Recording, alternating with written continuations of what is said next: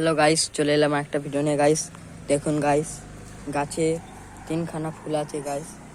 একটা ডালে তিনটে ফুল দেখুন গাইস। তারপরে একটা ফুটে গেছে দেখুন গাইস। এপারে দেখুন ফল হারভেস্ট হয়ে গেছে, লেগে আছে গাইস। এবারে দেখুন ডাল খারাপ হয়ে গেছে গাইস, ফাঙ্গাস লেগে ডাল খাবে যায়। একটা ফুল আছে, দুটো ফুল আছে, ওই দেখো ফুল।